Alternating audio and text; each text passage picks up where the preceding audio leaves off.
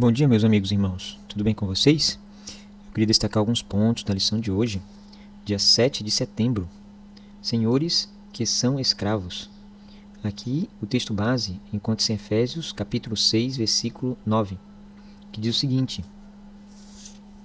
Vocês, senhores, tratem seus escravos da mesma forma. Não os ameacem, uma vez que vocês sabem que o Senhor deles e de vocês está nos céus.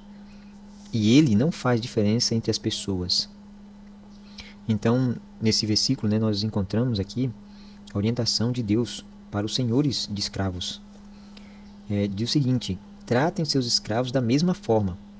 Ou seja, todos os conselhos que Paulo deu para os escravos também são válidos para os senhores também.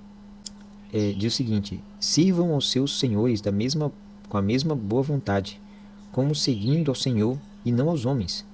Ou seja, nós precisamos lembrar disso, que todos nós temos que fazer todas as nossas atividades como se estivesse fazendo para Deus.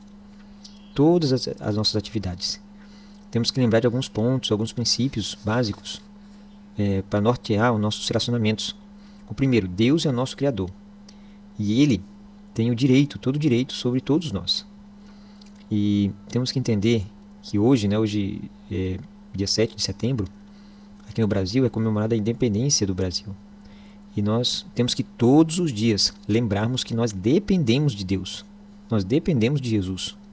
Vejam só, se não fosse Jesus, nós não teríamos alimento em nossas mesas. Se não fosse Jesus, nós não teríamos água. Se não fosse Jesus, nem o ar para respirarmos nós teríamos.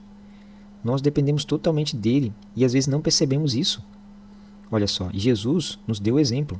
Quando ele veio aqui nesse mundo, ele dependeu totalmente do Pai. E ele demonstrava isso, tinha prazer em demonstrar que ele dependia do Pai. E nos deu esse exemplo que nós temos que entender. Jesus, sendo o Senhor dos Senhores, o Rei dos Reis, ele veio e se portou como servo dos servos, dando exemplo para todos nós. E devemos lembrar também que tudo que nós fazemos, tudo que nós falamos, vamos ter que prestar conta. Todos nós iremos comparecer perante o tribunal de Deus. Então, Paulo alerta isso, que os senhores dos escravos não tratassem eles com ameaças, mas lembrassem que Deus não faz diferença entre as pessoas. Ou seja, esse relacionamento de escravos e senhores, para Deus não existe. Para Deus todos somos iguais, todos nós. E temos que lembrar disso. Hoje devemos aprender que dependemos totalmente de Deus e que sem Jesus nada somos, nada podemos fazer. Que tenhamos todos um bom dia.